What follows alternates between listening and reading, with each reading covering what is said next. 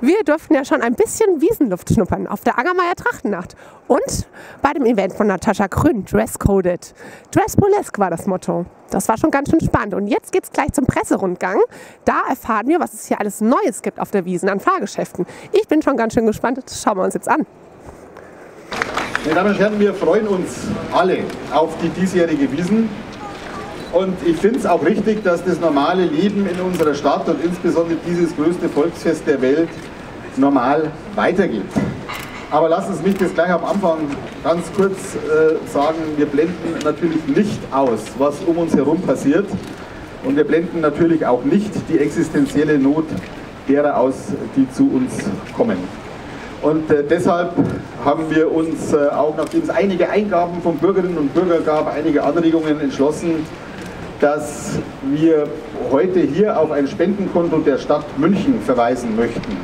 Das dort eingegangene Geld wird verwendet, um Flüchtlingen hier in München zu helfen. Und wer möchte, der einen Beitrag dazu leisten will, gerade in Anbetracht eben auch dieses schönen Festes, der ist herzlich dazu aufgefordert.